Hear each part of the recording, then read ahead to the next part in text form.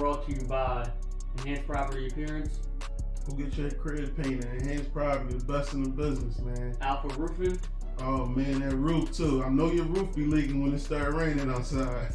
and Envision Production Agency. Got the best pictures, videos, whatever. He pull up on you in a drone anywhere in the city. Check them out. You're now tuned in to Streets to Success with Frank, Jalil, and Tony.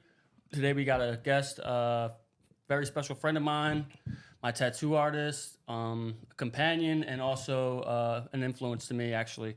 Everyone, welcome Fax to the show. Fax, how you doing? Good. Welcome, buddy. What's up, Fax? Welcome. Cool.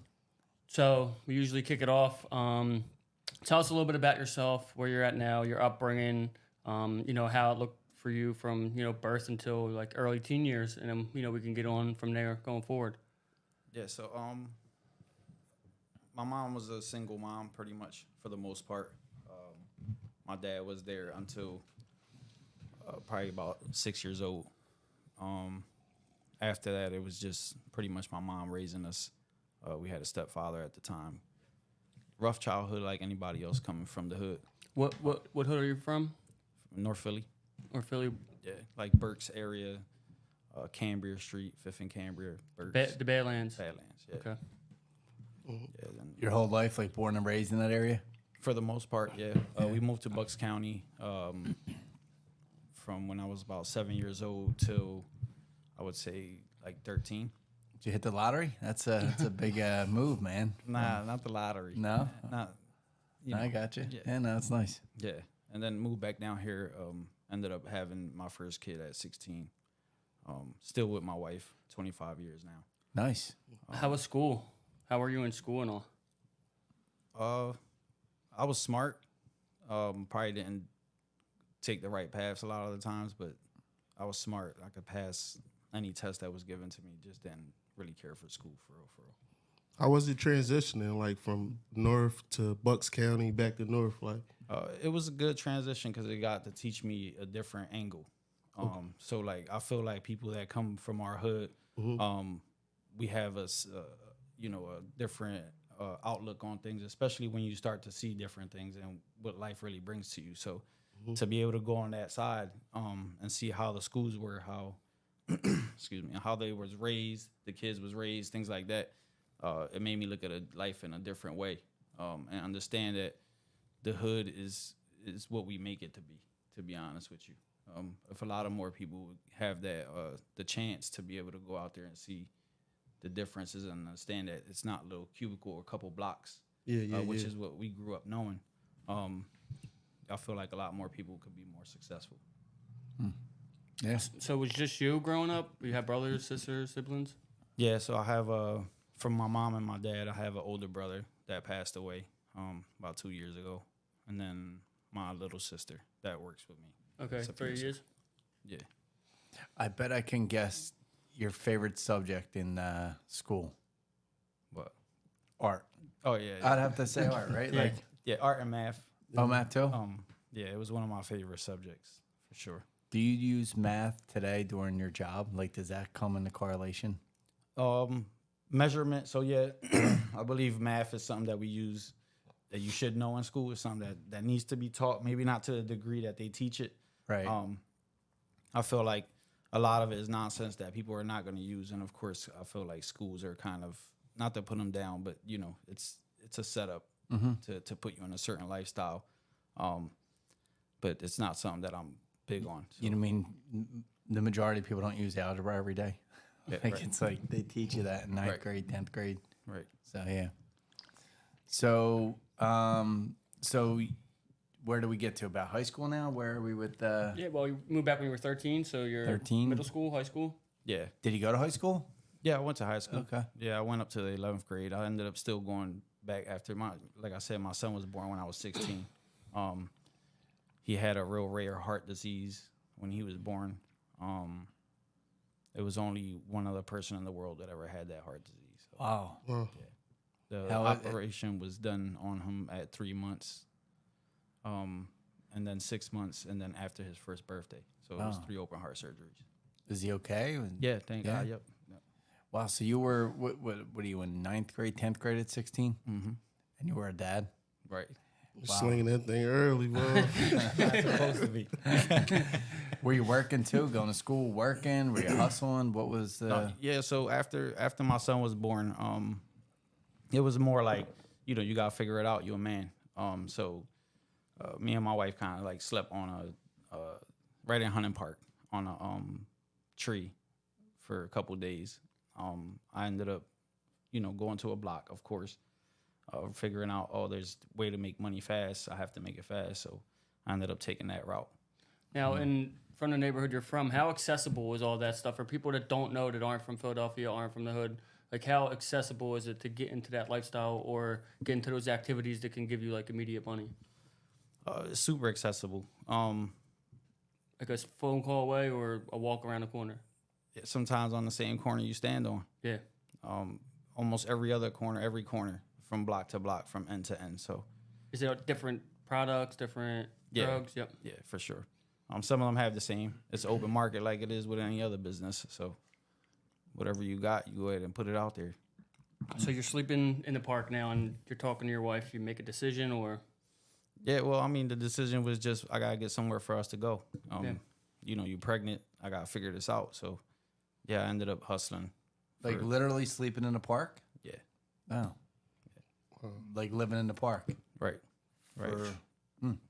So what did you do? So you live in the park, and then you said you start hustling, get an apartment. Do you like? Yeah, so we finally got an apartment on Burke Street, which was another block.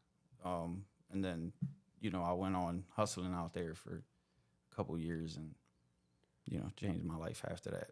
Yeah, Not too long after. Did you get caught up with any beefs or feuds or drama, incarceration come into play, stuff like that? Yeah, so what did that bring you, that lifestyle, on a negative state? Like, you got money from it, right? You did it to make money, but what else did it bring you that, you know? that wasn't good? Yeah. Everything. Headaches. So it's like, you know, watching your back on a daily basis, feeling like you got to walk around with a gun. Yeah. Worried about if your own homie is going to turn on you at some point. It's just too much. You know, negativity brings negativity. It was something that I learned later on in life. So, it's just war all the time. Yeah. I mean, mentally, physically, emotionally, it's just war when you're on the street. So you're ducking like your competitors, or not ducking them. You got problems with people that are probably selling the same product as you. You got problems with neighbors on your block, you know, because you're not, you know, supposed to be selling drugs there, and they're watching you, calling the cops. You got problems with the cops now. It's just you know, always looking over your shoulder, never at ease, never having peace. Right. I mean, back then it was a little different than what it is now. The respect levels of the streets was totally different. I would say now there's more disrespect on the streets and a lot of young boys that really don't know the real path. I feel like if you're going to do anything, I don't care what you do, you just got to do it the right way. Now, was there like a goal that you had set in mind? Like, when I make this amount of money, I'm going to be done? Or like it was like a lifetime thing? Like you just said, when it's over, it's over. Yeah, at the time, I didn't even think about when I make a certain amount of money. Mm-hmm. I think I was, you know, of course, too young to even understand it was just so much money coming in so fast. And as long as my kids had whatever they needed, then nothing else really mattered. Was there a couple instances that you remember going like really bad, like whether it's getting shot at or getting robbed or going to jail? Like, was there anything like that sticks with you? Like, damn, that could have went even worse than it did. Yeah, I mean, a lot of it. Yeah. I mean, more bad. Everything was probably bad than good. I mean, the only thing that was good out of it was the money. And then at the end, was it really that good? You know what I'm saying? So, and the money being good, not to cut you off, sorry, like the money being good is good for you, but if you think about the impact that it had on other people's in their lives, man, how shitty is that too, right? When you're like able to look in the rearview mirror now and say, man, like it sounds like you were just living through day to day. That was life. You didn't realize anything. Then you get to a certain point, you're 40, 30. No, you're not even 40. You're 20. Hell, I don't even know how old you are. 25, 30? 40. 40? Okay, you're, you know, at what point, like, I know I'm skipping a little bit here, but like at what point do you look in the rearview mirror and say, damn, like all that for this? Probably the minute that you get locked up. There it is. That was your aha moment. Yeah. It's kind of like, you know, you start putting yourself, again, the first time I ever got arrested, I had $1 million bail. So to hear that for the first time and never being in that position, it kind of changes your mindset. And of course, it's the same thing as every other person, how you coulda, shoulda, woulda when you ended up in a messed up situation. But it's that actually taught me to think of should, could, and would Right. before shoulda, coulda, woulda. So you get caught, you know, you get arrested. What did he get arrested with to get that heavy of a bail? I really don't want to get like too crazy into it. It was gotcha. just a lot of drugs. Mm-hmm. And that's So on. Yeah, right. I got you. So, how long do you have to do? Is there any sentencing or? yeah. So it was my first offense, of course. So the first court hearing, they ended up bringing my bail to $500,000. I ended up having to, keep trying to get the bail down. Once we got it down to where we felt like we would be able to pay it, we paid it off, but had to go through like a nebula hearing, which is something that you prove of where the money came from, things like that. So that's where I'm extremely appreciative of my whole family. They came together at a time like that and helped me out with everything that I needed. It's kind of interesting because when you grow up, and I even say this to my son now, like you think like your friends are your friends. No one's there more for you than your family. Yeah, for sure. It's kind of crazy. It really is. And like you can tell a lot of stories and you all sort of have the same ending. Yeah, it was my sister had helped me, or my brother had helped me, or my aunt came through, I mean, you guys know. I mean, Yeah. but, you know, Yeah, friends. I mean, you do have some solid ones. no doubt. It's like they say, blood is thicker than water, but you need water to survive. So, like, I have a lot of loyal people around me that's been around me for years. Mm-hmm. And the same with my family. Of course, situations like that kind of like helps you understand who's really not a friend. But we all gotta go through it, right? Without the bad, you don't become good. So, Right. For me personally, I would say like I'm probably, if I had to lean on my family or friends outside of my sister, it'd be all my friends. My Right. friends are like the closest thing to me since we were like 7 years old growing up, Right. and then even new friends like I made, like Jalil, just Jalil, Frank, so yeah, for sure. So, you get arrested. This is where your life start to mature a little bit, grow up. How old's your kid at this age, your son? yeah. So when I got arrested, my son was 3. Okay. And then my daughter was 3 months when I got arrested. So finally, I bailed out, fought the case from the streets, and ended up with a long parole and house arrest and probation deal that I ended up having to take.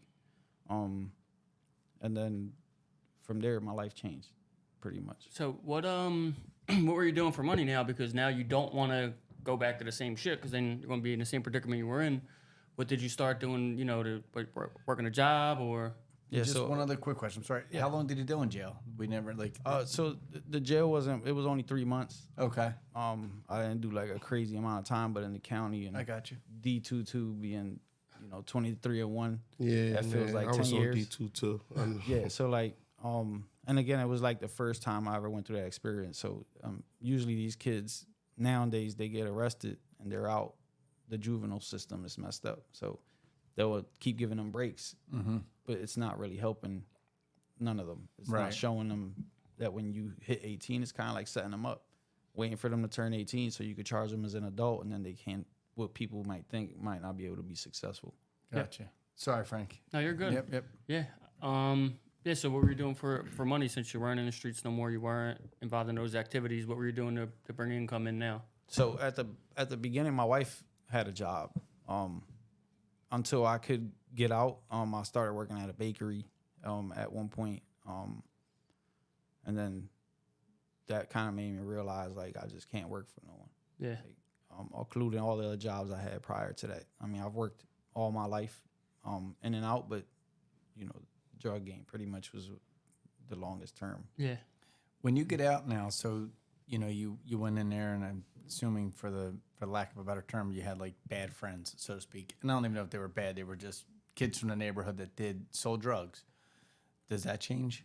Does your crowd change? Do your friends change, or do you still hang with the same guys and stuff when you get out of jail now? Yeah, so some of them, yeah. It's not honestly like I was a loner, so like everything I did, I did that. My friends don't influence me to do anything. It was decisions that I felt like I had to make at the time to be able to survive.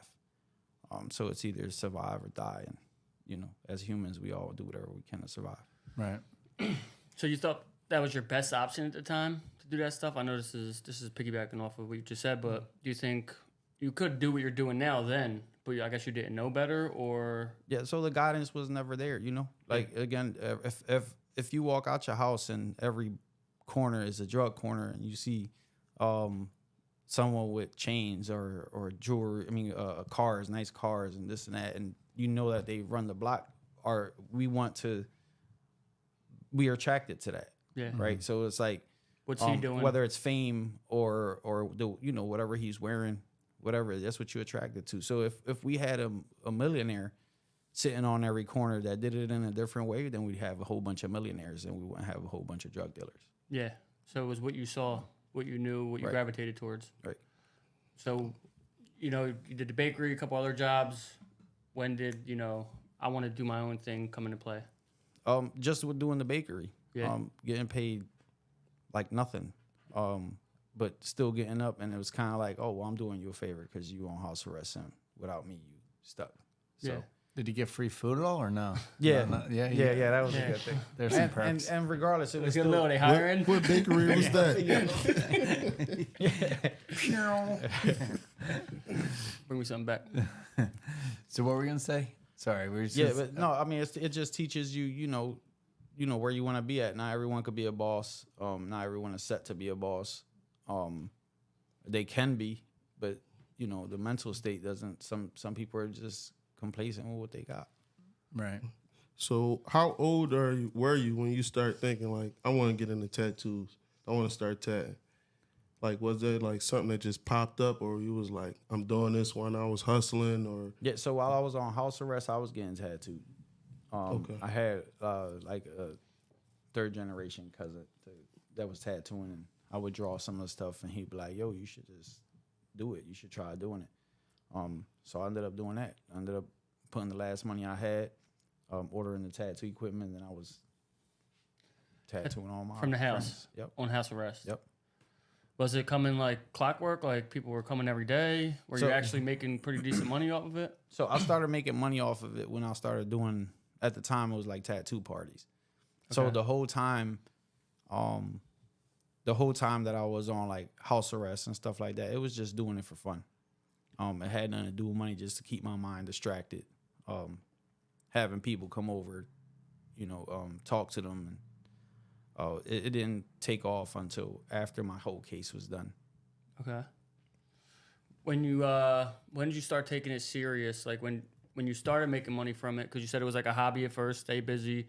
When did you really see like, damn, I could really make some money off of this? And then what steps did you do to be like become official, like not just a guy in the house or in the basement? You know what I mean? Yeah. So again, everything was just all about the growth. So when I started doing it as tattoo parties, it's when I noticed it was money, right? So it was like chasing the money again. And Yeah. it was like, even while I was locked up, I'm like, dang, God, I need to be able to I want to make the same money. Yeah. But legally, I don't want to worry about. So even in jail, like I was drawing like portraits on envelopes for people, having them send them to their family. Did I know I was gonna do portraits or be as good at it? No. But it was just something that was there. Can you draw anything? Like, are you really good at drawing? Like, if I put a picture of these two, like, can you draw anything like that? Yeah, I'm good at drawing people. Yeah. Or any object that I can see in front of me. It's what I'm best at. So Is that the same thing, like your specialty with your art that you do, the tattooing? Is it portrait. Portrait, yeah. All right. So doing tattoos, you're doing your tattoos, started off for fun, then started making money. When did you say, I'm going to leave this bakery thing alone and just go full throttle with tats? Back on the bakery. It's a sad day. Yeah, it's a sad day, man. The bakery was fast, man. I didn't even stay there for, I don't even think it was like 2 months. Okay. Like I said, I couldn't continue to go and. That would have been hard for me, man. He's a nut. So when you get off house arrest, now you're doing tattoos still, right? Yeah. Are you going to like be an apprentice? Or are you going to a different shops? Or are you working in like a studio now? Or are you still doing it from your house, just like maybe, or going to other people's houses? Yeah, so after I got off of house arrest was when I was able to start making the moves. So I started doing like house parties, like I would go to people's house. And then I started getting so booked up with that it would require for me to go out, see the place, make sure it's safe, tell them what it was that I needed, make sure it was a sterile environment, and I would charge them $100 deposit. Doing that for, I want to say like a year, then I was booked out like 6 months ahead, and just doing tattoo parties. Okay. From then, it was like, the more I got into the industry, the more stuff I bought, the harder it became to travel. So I moved into Juniata, like right off of K and Luzerne, and started one there. And then it was in the basement. I ended up remodeling the basement, making it into like my own personal studio, and had people coming over and getting tattooed instead of me going to them. Okay. Then I visited a tattoo convention the one year, and realized that you could compete. And I'm a very competitive person, so I go in and I'm like, oh, this is cool. Like, I would want to, be a part of this. When I looked into it, you had to get a license to be able to. At that time, did you think you were as good as everyone else there at that time when you went to that tattoo convention? Yeah, not only being as like good as them, it's just like the experience of like being around people that didn't look at you any different. Because growing up with the tattoos, it was like, if you had tattoos, they would look at you and be like, "Oh no, he a criminal." You know what I'm saying? Like, or he looking to do something. Nowadays, it's a lot different. So when I went there, it was like everyone's tattooed. Yeah, you fit in. You know what I'm saying? Yeah, like this family. Yeah. So it was that sense of comfortability. I need one. I don't think that's like still early in the day. I'll end up with a net tattoo. Cupcake. So there was another question I have that just slipped my mind with that, but he was just saying, getting around, taking it more serious, being competitive with it. oh right, yeah, I did have a question about like, so now you have to get a license. How is that? Because there's like needles involved and stuff like that. Like, what's the testing and like what's the background and all that stuff? So you here in Philadelphia, you do a apprenticeship. It's a 3-year apprenticeship. You basically go under a licensed artist that knows about cross contaminations and things like that. You take like a bloodborne pathogens test, and then you gotta basically be how would I say it? I don't want to. You'd be the bitch. I got of you. the tattoo shop. You know what I'm saying? Yeah. The apprentice. You run around, you do, learn right. stuff. It's what they say, but it's not how I ever did it. Nor was I treated that way. So, but yeah, it's kind of like you gotta clean the tubes. Flunky. Yeah, Like a flunky. you earn your stripes. Yeah. You know what I'm saying? So, yeah, you do that for 3 years. And then you get what you get out of it is the experience of. So you had to do that for 3 years? Yeah. Underneath another artist? Yeah, Hose, from Hard Ink Tattoo Studio. So I meant, yeah. So after you got your license, were you able to like charge more, or did you charge the same amount, or how did that go? So with the shops, it's like you pay percentage, or you renting your chair, or however it is that they do it. So yeah, you do charge more. And then for me, it was just the experience, man. Experience comes money. So like what I knew was that I had to be one of the top artists in Philadelphia to be able to make the money that I wanted to make. So that's what I was targeting, and was blessed. How many years have you been tattooing? Probably like 17 17 years in total. And now your year 3 is totally different than your year 15. Like as far as skill set, experience wise, like. Oh yeah. So like when you get into a shop, you could do you could do seminars with different artists at like these conventions, and at the time they would charge you $500, some of them $800, like that, so you can sit in and you can see the style and how they apply what they do. So I mean, I've done that with I don't even know how many times. Do you have seminars yourself or no? I've never done one myself. It's something that I do plan on doing, but maybe later on in my career. Right now, I'm still focused on, building myself like I do every day and every way. Yeah. I have a question. So like and I know nothing about the tattooing, the art world or anything, but like just in general, was there someone that was already in the game doing tattooing that you were like, man, that's who I want to inspire myself to like be after, like that person? Yeah, so I would say Hose. As far as like locally, Jose is in my eyes like the legend for hood tattoos in Philadelphia. Okay. We have like Philadelphia Eddie, of course, much respect to him as well, but it's a different category. Like, again, I came from the hood. So when you come from the hood, we tend to get more attracted to those, you know what I'm saying, type of people. Right. And Hose has been doing this forever. It's interesting because like I was gonna say, so I grew up in Kensington, right near like not far from K&A. So again, I know nothing about tattoos, but I knew the name Eddie's. Like they've been around for a long time. I guess very legendary Philadelphia-based tattoo artists. But like career-wise, like if you look at certain careers and how they've grown over the years, it's like tattoo artists. That was something that was very hard to come by, like in the 90s. You know, it started to pop up maybe around there. But like pizza guys, like dudes that make pizzas, like they were used to be like, it was like a loser. You're making pizzas, but now it's like it's an art, like a barber shop. Right. They're like really cool now, and they're in a lot of places. Like there was, you know, growing up, there was barbershops. There was on the corner, it was 3 old guys. You go in, listen to a few bad jokes, get a bad haircut, and leave.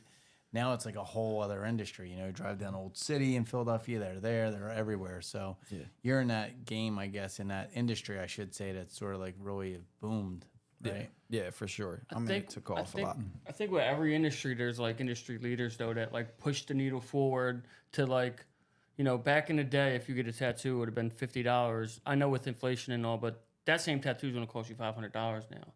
Only because of like the quality that goes into it, the amount of prep work that goes into it, the style and time it takes to create it. It's, but even with haircuts, like you get a haircut now, they're not just coming in, cutting your hair and walk. You're getting it shaven, they're touching your eyebrows, they're putting a hot rag on you. They're doing more. Eyebrows. I ain't getting my eyebrows. I got my unibrow done. There he goes. It's crazy. No, but you are right about that. Yeah, it's definitely morphed into. That's what I was saying. It's like it used to be like a pizza store. Now it's like it's an art. They don't open up until 4, and they make this many pizzas, and you're out. Or like Padilla, which is great. You go down there, it's like an art. You know, he had his own little spot. It's grown into like people come from all over the country to get a tattoo, a haircut, and a slice of pizza. Yeah. So, not all on the same day, though. So, what else you got? No, I got so I want to know, like, you're working for someone else. When is the light bulb go off? Like, all right, it's time to step out on my own and, you know, start my own thing. And So, where you're scared. yeah, I mean, of course. Yeah. If it don't make you scared, then don't do it. I feel like when you're uncomfortable, we strive to become comfortable, right? So, yeah, being there was amazing. It was a great opportunity. But again, it's leaving a legacy behind for my family. So yeah, I branched off. Ended up opening a shop in Feasterville first, called Insane Creations. They sold the plaza, so we had to move back out. And we ended up in Philly. That's where I originally wanted to go. When I opened Insane, I had a partner. And then after that, I was like, yeah, that's not going to work. Where are you at in Philly? Where's your place at?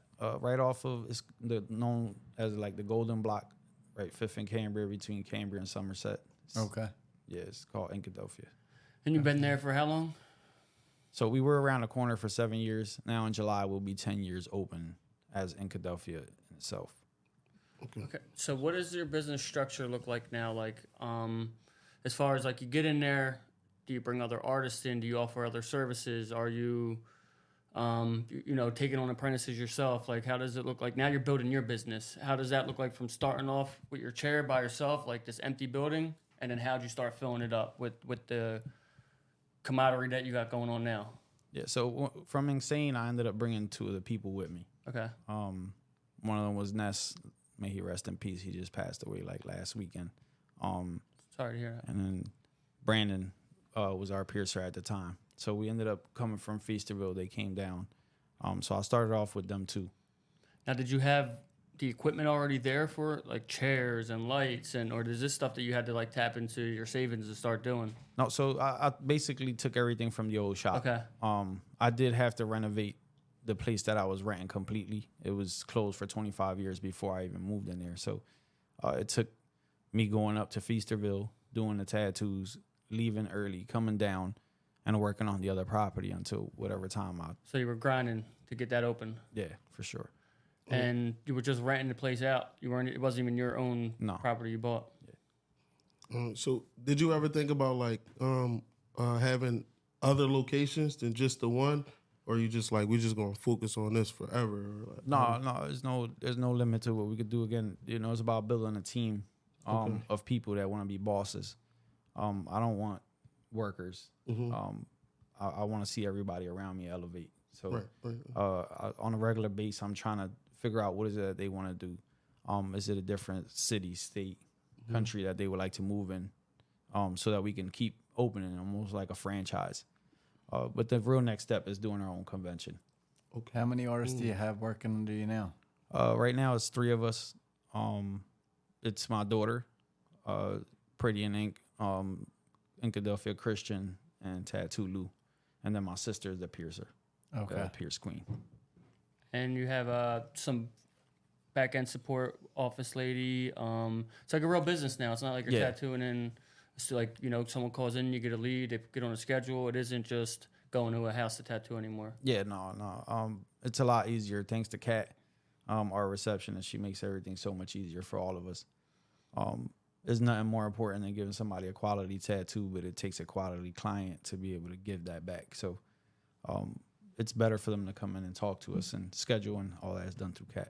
Is that so? If I were going to come in and get a tattoo, what do I do? Sit down and meet with you and talk a little bit? Is that what we do? More like a consultation type of a thing? Yeah, correct. So you would call if you want to do a consultation with me. It's a $25 Deposit or whatever. Deposit. Yeah. And then you would come in, we'll sit down, speak about whatever art it is that you're trying to get. I usually take pictures of the area, kind of get you an idea of what it's going to look like on your actual skin. And then if you go agree to it, you go ahead, leave the deposit. The original $25 that you sent goes towards it. If you decide not to book, then the $25 went for my time. Gotcha. Did you ever tattoo anyone famous? Yeah, I've done a couple. Nothing crazy. It was just like some Hispanic reggae artists and some UFC fighter. I'm not real good with names. I got you. So, what was the transition from being a tattoo artist to a businessman? Because you got to put a different hat on. Like I come there, you're tatting my arm, but I know you got 25 tabs open in your head. Yeah. Like it's probably good to not focus on them while you're doing the tattoo, but it's probably inevitable that they still pop in your head. So how is that like juggling the hats with being a business owner? Yeah, so it was pretty easy. Being as though that I mean, it was an unfortunate but fortunate situation on the drug situation. I was my own boss. So like, having to deal with a whole bunch of people, having to order product or whatever it is, it's something that's done naturally. So I just took everything that I learned from that and just put it into my business. I mean, the same way, just different words, flip things a little bit, but not having to watch it back. Yeah, it's kind of interesting if you take what, like, we've done some, a few podcasts so far, and it's like the same story almost. It's like, was it Josh that was in here a couple weeks back? Yeah. Like, he got arrested, then figured it out. You got arrested, figured it out. Like, man, if there's someone out listening, just one person, don't get arrested. Do what you're doing. Figure it out without that, and then you'll be light years ahead. I feel like you got to fall on your ass sometimes, though. Not always. You can learn from other people falling their ass, too. You can, but... Yeah. I mean, I learned from that, too. It's like, don't touch your stove. It's hot. Don't touch your stove. Like, you would just want to see if it's hot. Yeah. Like, different strokes for different folks. Yeah. No Diddy. Nah. Yeah, but I agree. I mean, either one. It has a lot to do with who you have around you. If you had a person that, again, you put 2 people in a Lamborghini wearing the same clothes. One is a millionaire through drugs. One is a millionaire through properties or whatever it is. I'm almost sure that every person is going to pick the property person. I don't know. Pick them for what? Because it's... No, I'm saying pick them for what? Pick them to... As mentorship, right? Oh. So, like, again, the same way I mentioned earlier, if there was the same amount of millionaires on every corner, then there would be that much more successful people. At least it gives you a chance to visualize it, right? But if you only visualize what you have around you, nowadays it's different because there's YouTube, there's a whole bunch of stuff. So if you wanted the information, you can go find it. But I would just say, like, I respectfully like disagree a little bit because it would go back to what you said. Like, if that's all you know is a drug dealer, that's who you're going to gravitate towards. So, like, you know, you say, like, I bet you the majority of people are going to take the millionaire. The broader scale may, but, like, from your neighborhood, if you're, like you said, it's all you know. He still might be cooler than that other guy in the sense of he has more swag than him. He has more relatability to you than the other guy does. So you still might gravitate towards the drug dealer too. And he makes it look easier. I don't think so. If I'm growing up with each of them on each corner. Oh, okay, that's different then because now you see them both. What I'm saying is exactly having the opportunity to see both. Doing okay, that's not the way. I don't think I definitely didn't take that way. But I see what you're saying. Yeah, now. For me, what makes sense is being like, I don't have to watch my back. I don't have to do this. No I don't doubt. Have to do No that. doubt. That's easier. Y'all making the same money. You're wearing the same clothes. So what makes it any different? Agreed, Is the 1,000,000% now. The outcome of what happens in your life makes that outcome. Yeah. I feel like Lil has something to say. I did. Kind of. I think I agree with you and I disagree because, like, a lot of times the drug dealer makes it look easier. Like, you don't have to do as much as the realtor and stuff like that. You know what I'm saying? So it's like it's easy to do this. You just get up, go do this, and then you got a lump sum of money. You know what I'm saying? So a lot of younger people might gravitate towards the drug dealer more because of the lifestyle. And fear too. Fear. A lot of people might fear the drug dealer. Yeah. They might not fear that guy. The respect. It's like you're a ball player if you're like a top drug dealer where we come from. You know what I'm saying? Yeah, I mean, I guess. Yeah. For me, no. Yeah. No. But you've also grown to be able to say that now. It's like, wow, like that's where you've grown to. See, but I've never had the other side, you know? Until now. Yeah, until now. I can, And that's why I'll you're step able to around say a it, whole yeah. bunch of them. Yeah. You know what I mean? But if I feel like if it was, you know, put in my face in them two ways, like the swag and all of that, like the work, what really marks hard work when you're at that level? Yeah. But see, you're in a doing the different same thing. mindset, though. Like, it goes back to that. Like, you know, the drug dealer ties into the stripper. It ties into this, where, like, the millionaire Who are we asking businessman. this to? That's what. Just that's in what general, No, I'm right. saying Yeah, that's, yeah, right, It comes back to, like, are you asking the 12-year-old Which kid crowd? or the 40-year-old man that, you know what I mean? Right. Yeah. Like with our mindsets now, yeah, we would say that. But like your average kid in like an urban society, I don't think they would say that. They'll be like, no, I'm gonna go the drug dealer way. Yeah, You but know that's what I'm why saying? that's why people like me take the time to go to the schools. Yeah, me Let's too. get into that Yeah. a little bit. Yeah. So what are you doing for, like, I know what you do for the community. What are some things that you're doing to give back and, like, you know, just adding positivity back into the community where you came from? Yeah, so we do like career days in schools. We do like motivational speaking, if you want to call it, for them, kind of explaining the same thing that we talking about right now, where you come from, what you went through, but most importantly, how to avoid a lot of the stuff that can knock you down. But yeah, we do that. We do book bag drives. We do toy drives for Christmas. We do like we pick families sometimes and buy all their kids for less fortunate families. Yeah. Make sure we got all their gifts that they wanted. You know, put a tree in their house if we can. It's not so much about, you know, showing the people what we do, except, you know, understanding. Helping. Same thing with face painting for Halloween. We do the face paintings for less fortunate families. Give them like a bag of candy instead of 2-3 candies, just so they can feel like, especially coming from our hood. Yeah. A lot Don't you have a block party or something you're about to throw together for? Yeah, so in the works? So July 16th would be 10 years of Incadelphia being open. Nice. So I want to do like a real big give back, bouncy houses, like dunk the tattoo artists, or you know what I mean, whatever. Like I just want to make it real fun for the kids, make them see that there is people that still give back, because those are the people that even from the hood back then made a big impression on me. It's what gave me the you know, the want to do it. Right. That's awesome, too. Yeah, it's great. Thank you. Yeah. So what about there's an artist out there that's probably more skilled than you, that might be a better overall artist than you. We talked about this before with the barber stuff, but doesn't have the exposure you have, doesn't get the amount of money you have, and doesn't have the, you know, own their own business like you have. What separates you from that skilled artist?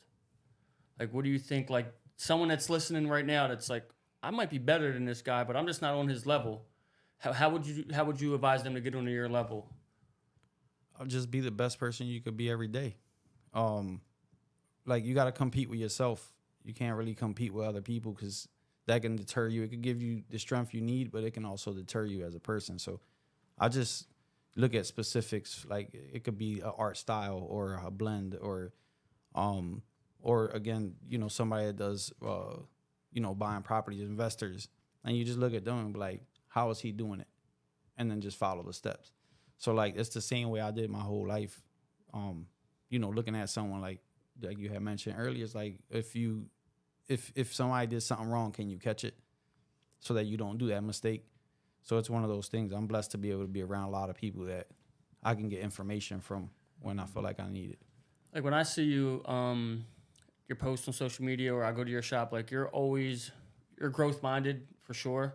You're always trying to go to the next level no matter what it is you're doing. And you're like, even at your studio with your equipment, whatever, you're always innovating. You're always trying to get the best gadgets, the best cameras, the best light, whatever it is.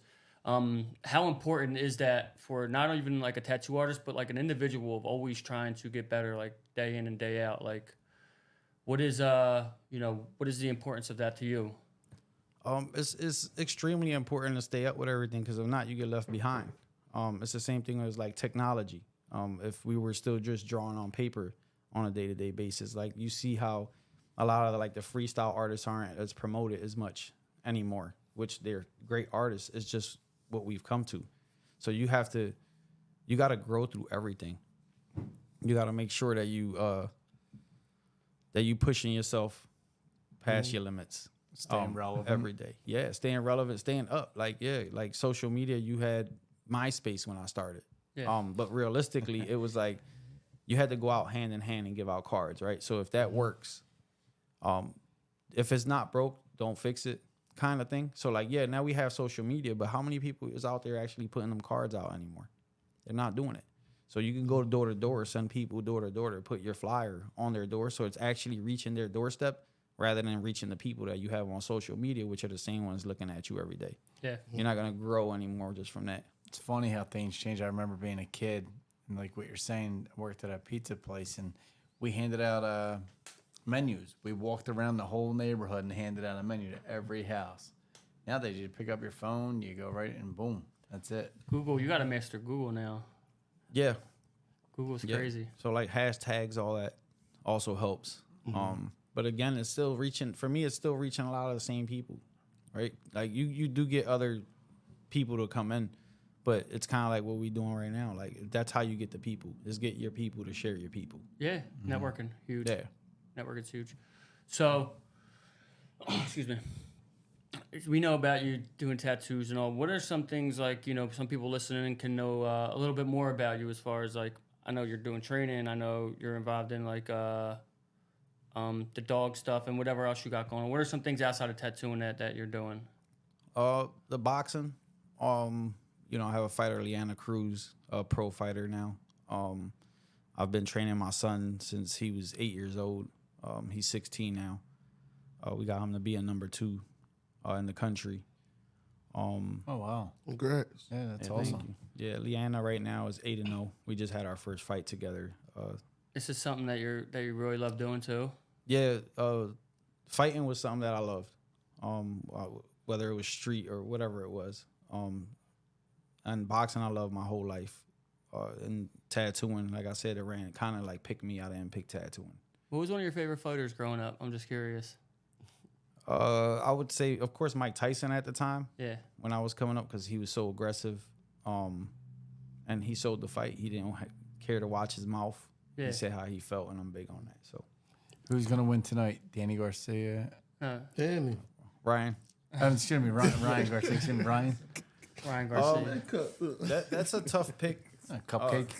It's a tough pick. Whoever shows up to the best today is all I can say on that. With the social media and all that, and the way they've been making Ryan look, then coming in on 3 pounds overweight. It's unprofessional, but it's a mind tactic that he's trying to play. I don't know that it'll work against Haney though. I think Haney's going to knock him out again. I don't think he can knock him out. Oh, we're not allowed to bet legally, but when this camera goes off, All right, so boxing. one of the best tattoo shops in the city, or I could say the country, giveaways. Where do you see yourself at, excuse me, in 5 years? 5 years from now, where do you see yourself at? I haven't. I think day to day. I don't really go too far ahead because sometimes you could trip trying to figure that out. So like I do everything. Yeah, I do have goals. Like I said, convention being one of the main ones. Throwing my own convention. And of course creating world champions. It's the second. You know, they both come number one for me. They're hand in hand. I'll sacrifice to go train somebody as much as I would sacrifice to tattoo somebody. Yeah. All right, I think should be a wrap here. Anything else anyone got to say? No, I think I'm good, man. How can Go to Fifth and Cambria, man. You want to get tatted, go to my man. You know what I mean? One of the best tatters in the city, the country, man. Go get tatted. How can people find you on social media?